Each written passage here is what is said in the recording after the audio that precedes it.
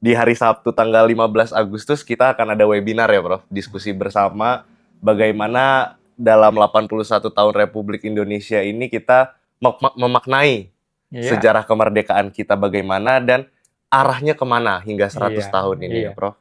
iya. Nah, itulah yang harus kita pelajari betul pembukaan Undang-Undang Dasar 45. Hmm. Apa tujuan kita merdeka? Mengapa kita mendirikan sebuah negara dalam bentuk republik? Apa makna demokrasi di dalam pembukaan kaitannya dengan demokrasi dan musyawarah? Kan ini semua harus menjadi hal yang harus dipahami oleh kita semua. Ya, uh, memang ada berbagai hal yang terjadi. Ya, Prabowo melakukan berbagai hal yang mungkin tidak tidak di apa, tidak dianggap sebagai sesuatu yang menguntungkan. Ya, misalnya dia sekarang membentuk lagi sekolah Ya, Universitas Republik Indonesia. Universitas Republik Indonesia. Lalu universitas lain gimana? Ya. Iya kan? Ya, tapi kalau mau dilakukan kritik aja.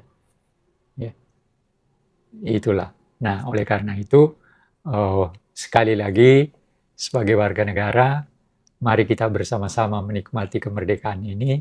Mari kita melakukan renungan bahwa kita sekarang sudah menjadi bangsa merdeka dan kita sudah menjalani bangsa merdeka itu dengan berbagai hal yang penuh dengan kepedihan.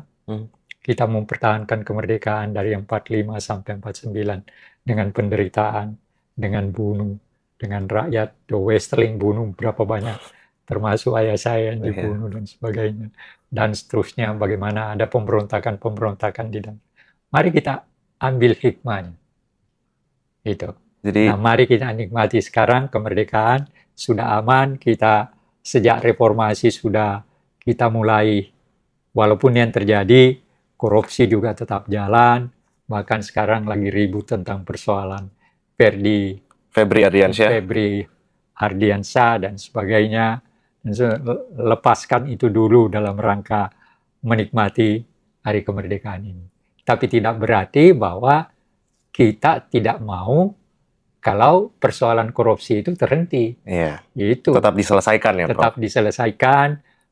Kalau perlu kita lakukan tuntutan juga seperti itu, supaya kita ini tidak mungkin menuju ke tempat yang seperti kita inginkan.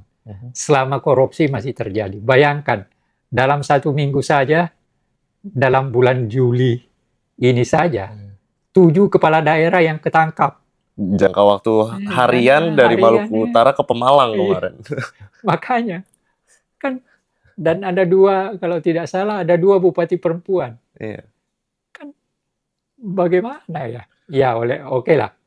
Itu ada urusannya nanti di pengadilan. Tapi oke, kita kembali kepada mari kita nikmati kegembiraan kita menyambut hari kemerdekaan kita yang 81.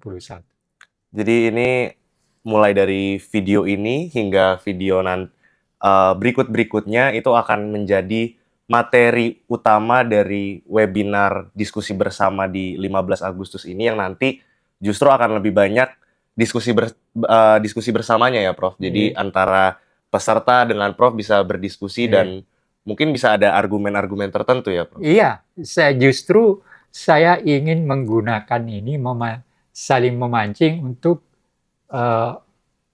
hari depan kita. Jadi sejarah dijadikan sebagai landasan. Jadi sejarah jangan dilihat hanya sekedar masa lampau. Tapi dia ada bersama ke masa depan. Itu Jadi nanti yang kita bicarakan. Materi mulai dari hari ini hingga nanti di hari Sabtu itu akan menjadi materi. Jadi video-video YouTube kita akan menjadi materi untuk webinarnya yang nanti akan didiskusikan di hari Sabtu tanggal 15. Nah, tapi Prof, saya kepikiran satu, Prof. Tadi terkait demonstrasi dan ya kalau misalnya kita mau promosi daripada kita demonstrasi tapi kekerasan, mending kita ikut webinar aja gitu kan, ikut diskusi bersama. Karena itu yang membangun gitu, Prof. Nah, tapi saya kepikiran kalau misalkan kita demonstrasi hingga kekerasan, bahkan sekecil bakar ban atau sekecil teriak-teriak yang kencang gitu, Prof, yang cuma teriak tapi nggak ada substansinya, itu justru hal-hal yang tidak disukai oleh founding fathers kita, iya nggak, Prof? Karena Iya. justru founding fathers kita dan generasi intelektual pada zaman itu, Soekarno, bahkan mulai dari pergerakan nasional, kebangkitan nasional ya, Prof, dari Budi Utomo, itu meninggalkan langkah kekerasan, langkah perang Ya, untuk suatu hal intelektual, suatu pemikiran yang menjadikan kita merdeka. iya, justru kemerdekaan kita itu dicapai oleh karena orang-orang terdidik tercerahkan itu yang sering saya katakan. Dari abad 17, 18, 19, itu perang terjadi terus di berbagai tempat di kerajaan-kerajaan lokal. Tapi semua kalah. Mhm. Nah, setelah kita memasuki abad ke-20 awal, maka lahirlah Budi Utomo. Iya. Nah, orang-orang terdidik itu sampai kita coba bayangkan, kita kerajaan-kerajaan lokal melakukan pemberontakan di berbagai tempat dari abad 17 sampai dengan pertengahan abad ke-9 sampai abad 19. Kalah semua. Iya. Nggak ada yang menang. Nggak ada yang menang. Dan memang keterdidikan mereka kan tidak dalam pengertian sekolah seperti yang dijadikan alat untuk merdeka oleh para pemimpin founding father kita. Iya. Nah, baru setelah memasuki abad ke-20, Belanda mendirikan Stovia, sekolah kedokteran Jawa.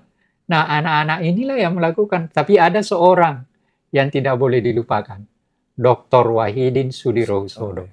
Orang ini sangat penting melihat bahwa pendidikan itu adalah hal terpenting menuju ke hari depan. Sehingga dia naik dokar ketemu Ke bupati-bupati ya? bupati-bupati, jalan kaki bahkan. Tapi bupatinya semuanya brengsek, tidak ada yang mendukung. Nanti setelah Budi Utomo berdiri, dia yang salah satu yang ketemu Dr. Sutomo dan akhirnya bertemu 8 orang itu ya, Pak? Tapi ya brengsek apa? Di Jogja kan ada kongres pertama. Bupatinya ngambil semua. Jadi bupatinya brengsek semua tuh. Memang udah dari dulu juga ya, Prof, kayak gitu ya? Iya. Jadi ya itulah.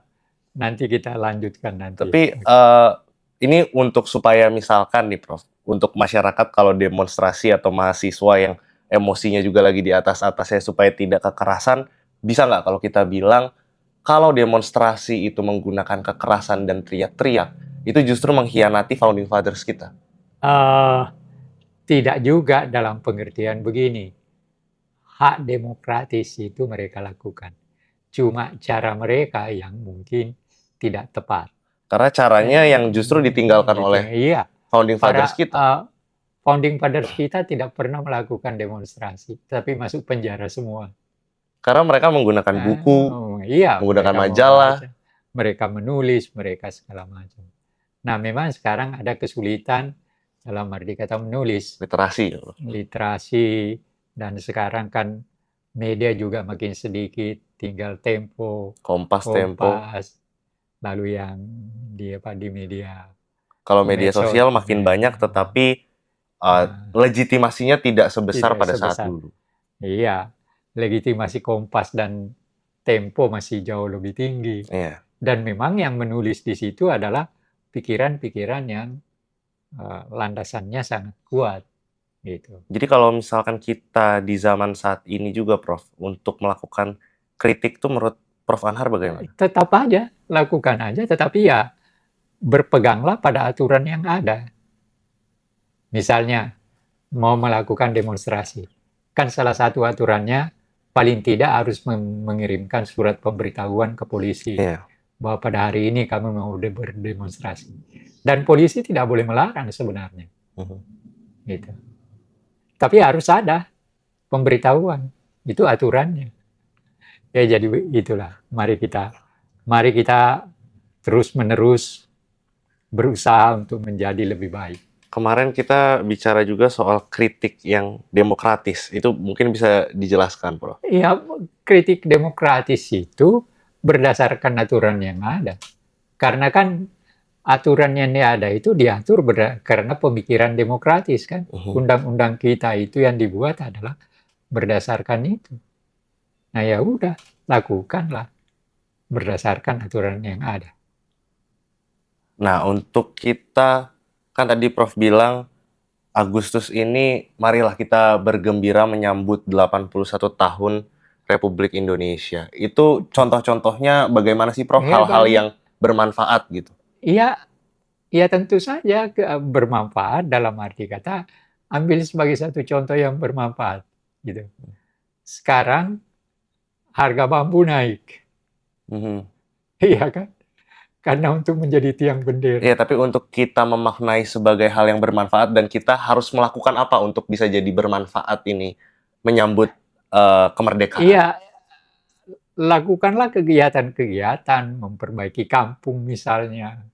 Bisa aja kan? Jangan cuma bergembira, yang ketawa-ketawa dan sebagainya, tapi yang serius juga bisa dilakukan dalam rangka menyambut kemerdekaan, desa dibersihkan, kantor-kantor lebih diperbarui dan sebagainya.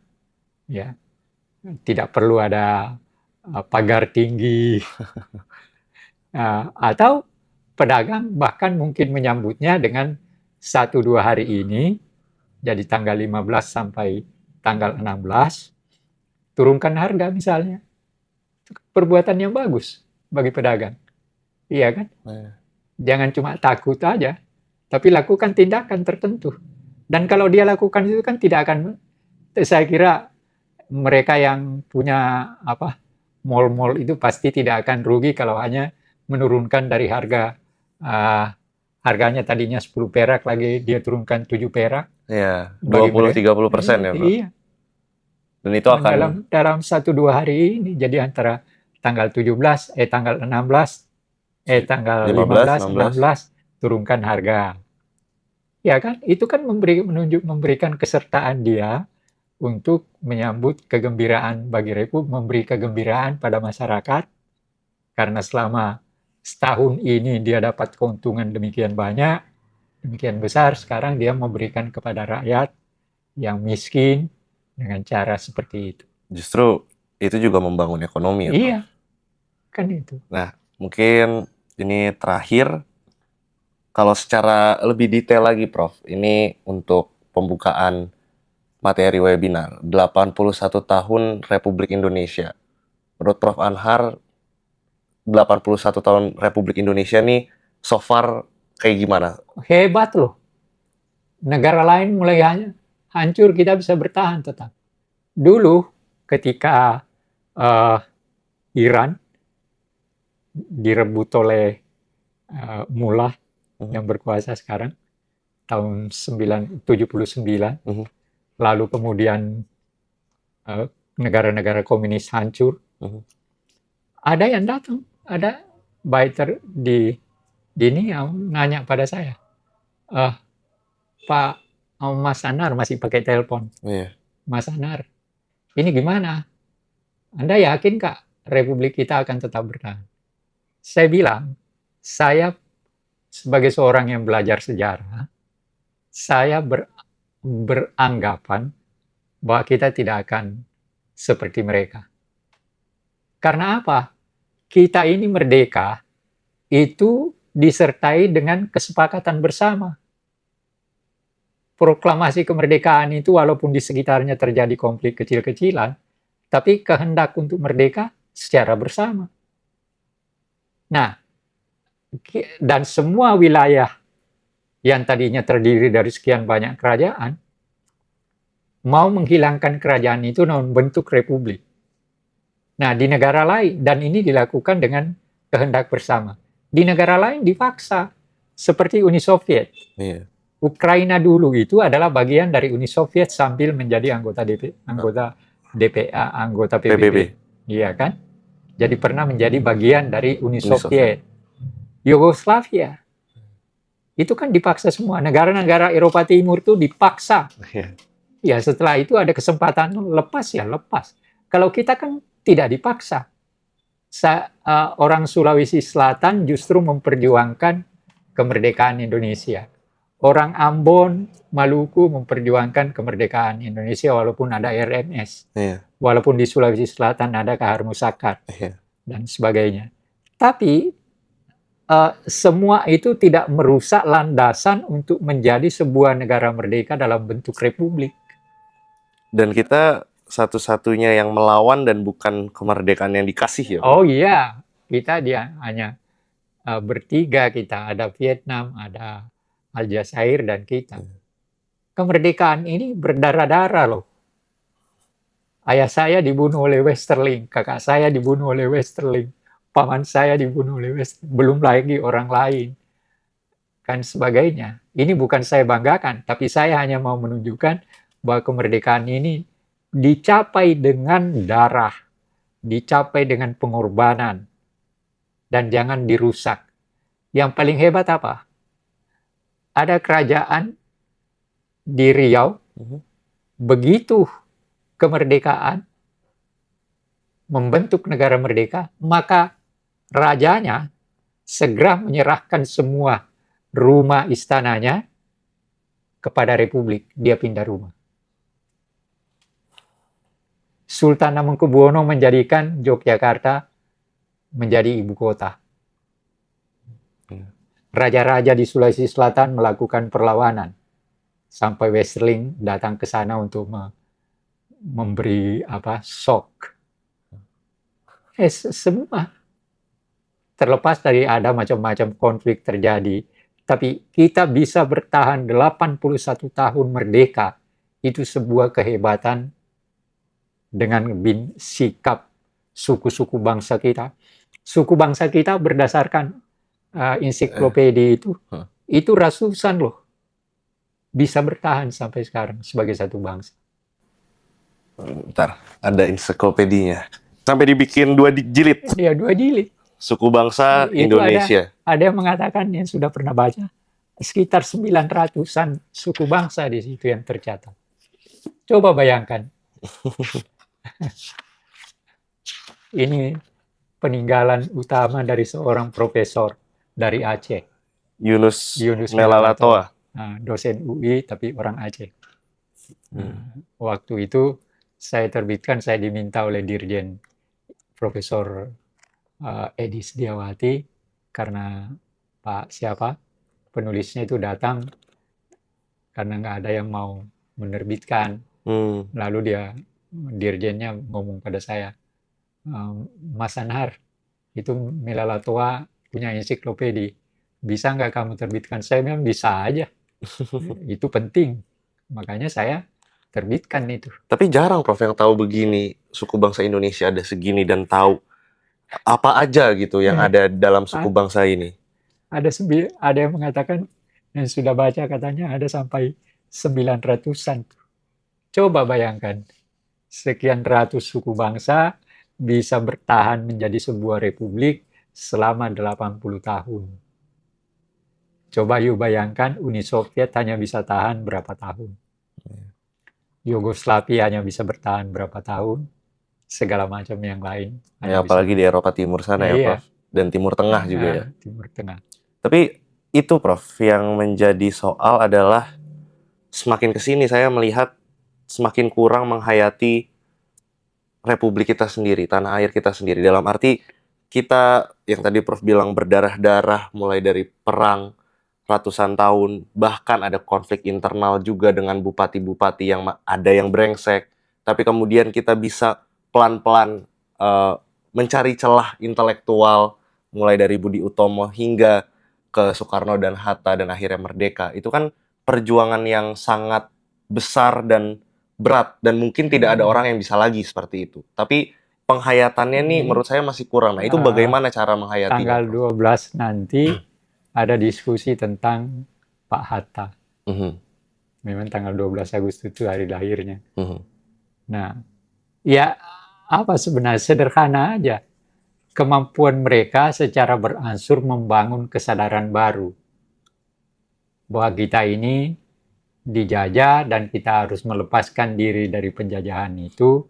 Dan caranya adalah dengan berorganisasi, berdialog, keluar masuk penjara tidak apa-apa, tapi kita belajar membaca sekian banyak buku.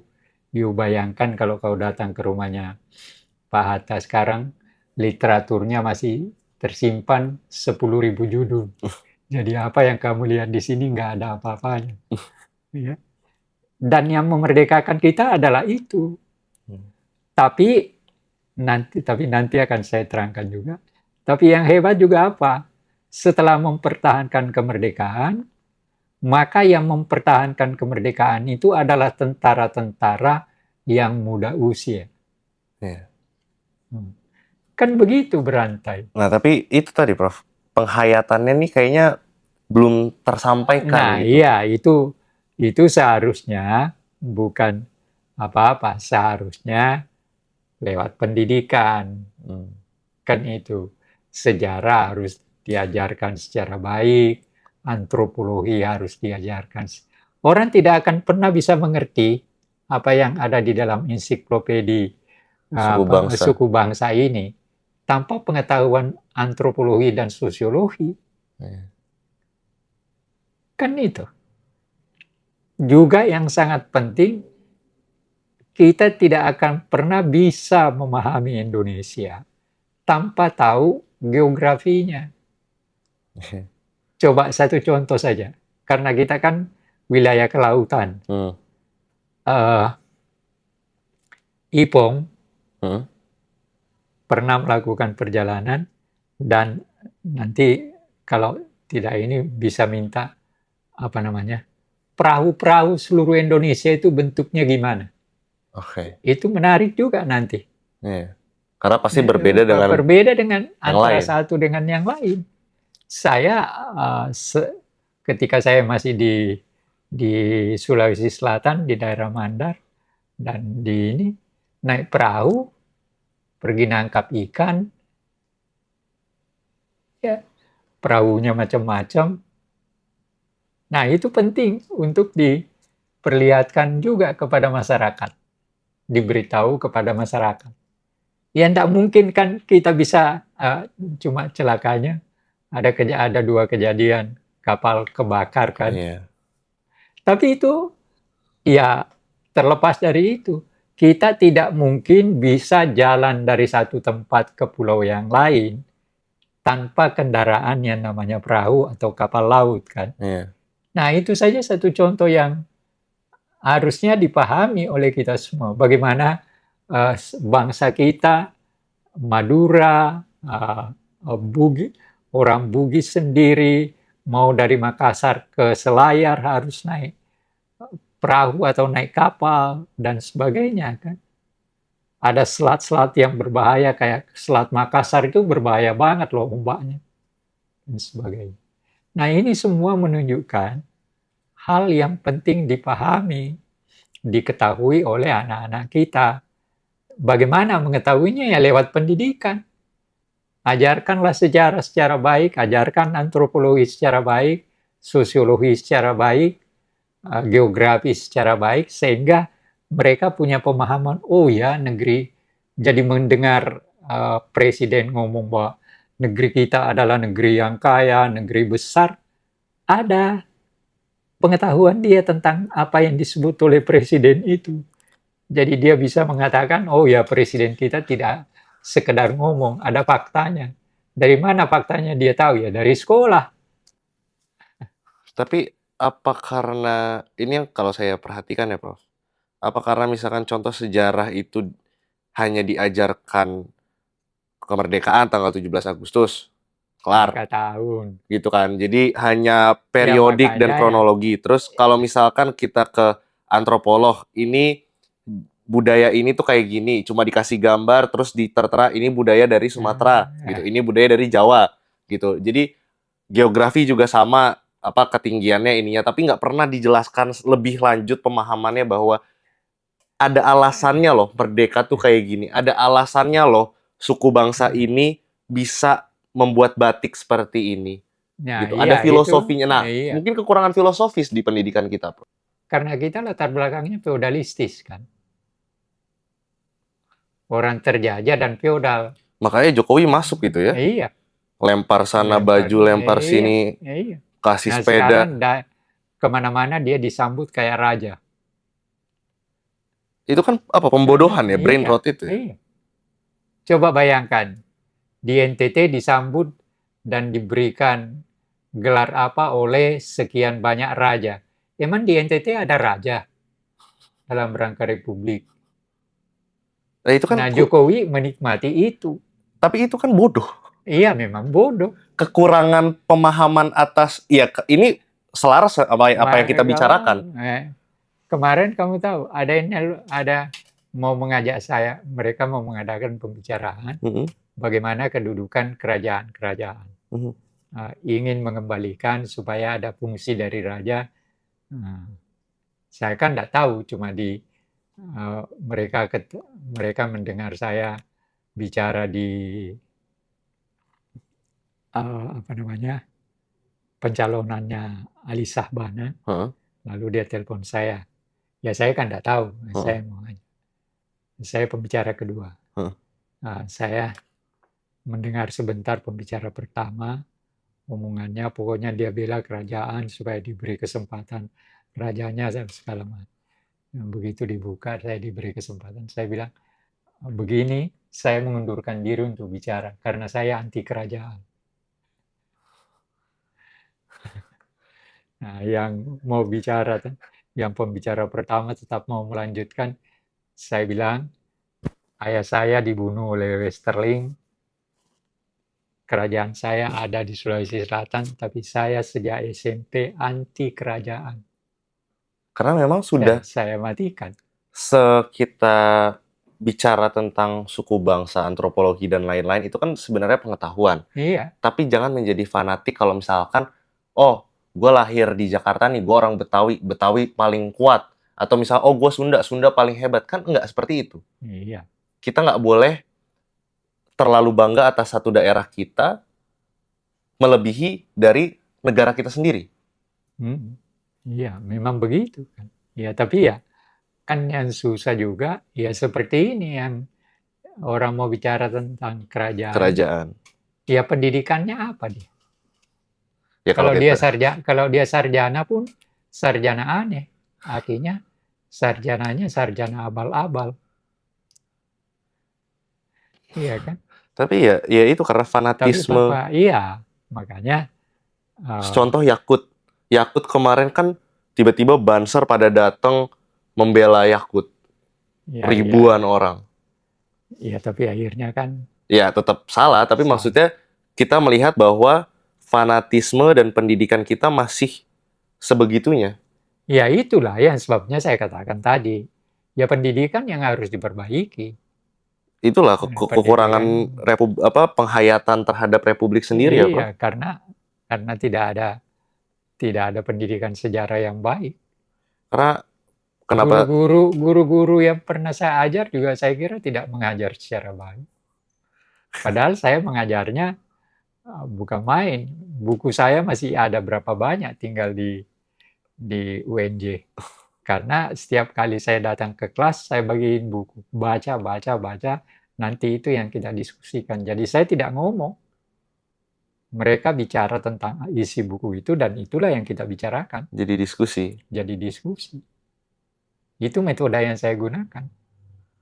Tapi Ya sama dengan yang saya ngajar di UICI. iya. Mereka bicara dulu. Baru saya terangkan apa yang mereka ini diskusi. Jadi saya itu ngajar ya dalam bentuk yang sederhana juga. Saya selalu sejak saya mengajar di SMA juga murid saya kasih kesempatan bicara. Mau salah mau benar bukan urusan dia. Kalau dia salah saya benarkan. Kalau dia benar saya kasih nilai yang tinggi. Hanya begitu aja. Jadi ya. Kenapa saya bicara terkait kurangnya penghayatan, mungkin kita ini nyentuh terakhir deh. Karena kok tadi Prof bilang bahwa suatu kehebatan besar Republik Indonesia dan terus kebanggaan, kehebatan dan lain-lain, dan kita sekarang ada di 2026 di era teknologi di mana masyarakat banyak yang tanda kutip kayak kabur aja dulu. Artinya ingin ke luar negeri dan lain-lain. Tapi itu rata-rata karena mungkin belum tahu juga di luar negeri kayak gimana, Prof. Iya, Karena kalau kita lihat Eropa Timur lagi krisis juga di sana. semua krisis sekarang. Tidak ada yang tidak krisis. Maksudnya Eropa Timur itu kan memang negara miskin dan lebih banyak preman di sana. Bukan preman malah, mereka emang beneran kriminal yang gangster gitu. Kita masih tanda kutip bersyukur. Iya, ada cerita nih. Baru aja di sini di Kompas ini Hmm, ada seseorang yang ketika bekerja di Palembang kalau nggak salah, mhm, lumayan. Eh, gajinya per bulan 10 juta. mhm. Dan sebenarnya dengan keluarganya sudah hidup wajar. Iya, Nah, lalu dia dapat lewat medsos heeh, ditawari di luar negeri akan dikasih gaji 36 juta. oke. Dia datang ke sana. Apa sekarang? Dia jadi budak. Iya, karena pun gajinya tinggi, tapi biayanya juga mahal. Iya, artinya jangan melakukan kebodohan hanya oleh karena mengejar yang belum tentu bisa didapat. Kan itu. Iya. Jadi saya akan berpesan kepada kamu nanti sebelum saya pergi, ketika kamu sudah mendapatkan kehidupan yang wajar, jangan tinggalkan. Ya saya hidup seperti ini melalui suatu perjuangan. Mhm. Dan kalau saya tidak pernah berpikir untuk meninggalkan kehidupan seperti ini. Karena inilah yang diberikan oleh Tuhan pada saya. Harus ada kebersyukuran juga ya, Prof. Iya. Oh, bukan main, kamu harus bersyukur punya rumah seperti Oh itu. ya, Aku punya rumah banyak seperti buku. ini.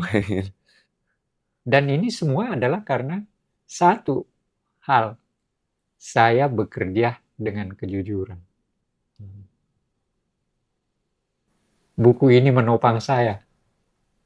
Tapi andai kata buku ini sekedar saya pajang gitu sampai saya tahu isinya, ya nggak ada gunanya juga kan. Nah oleh karena itu, jalanilah hidup ini secara wajar dan jangan ditopang oleh ambisi. Ambisius, boleh berambisi tapi jangan ambisius. Kenapa itu? Iya, kamu terjerumus. Ya seperti contohnya tadi, karena ambisius dia. Udah dapat pekerjaan, 10 juta per bulan, bayangkan 10 juta di Indonesia, lumayan kan, Iya. pasti sudah hidup wajar. Iya. Iya kan? Tiba-tiba dapat, tanpa tahu asalnya dari mana, dia ketemu orang yang mau Program. mengajukan bisa diberi pekerjaan dengan 36 juta. Datang dia ke sana.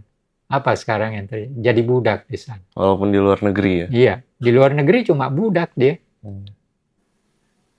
Tapi coba dia tetap dengan 10 juta dalam negeri.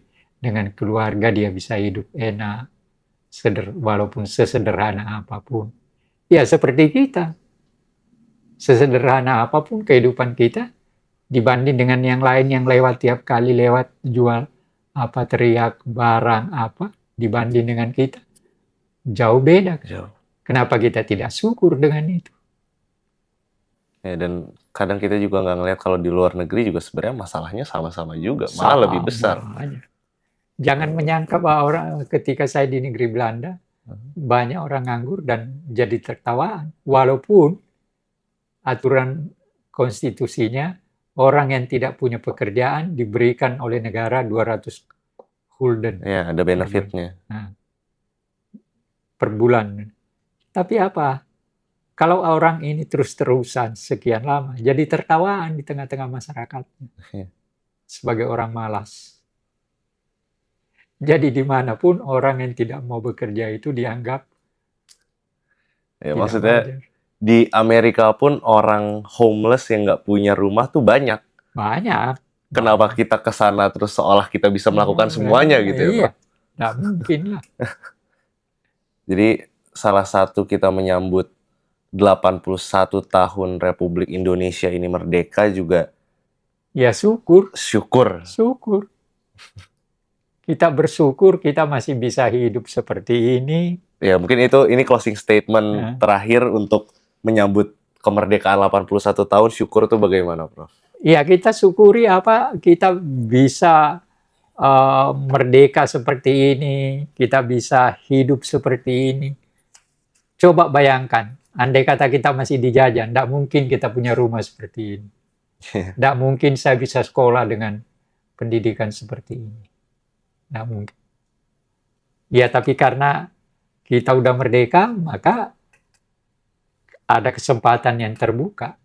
Nah, persoalannya tergantung bagi kita bagaimana menggunakan kesempatan-kesempatan itu. Nah, saya terlepas daripada dukungan atau apa, satu hal yang saya anggap apa yang dilakukan Prabowo ialah sekolah rakyat. Kalau MBG masih ada catatan. Tapi kalau sekolah rakyat menurut saya itu tindakan yang benar. Pendidikan, ya. Pendidikan.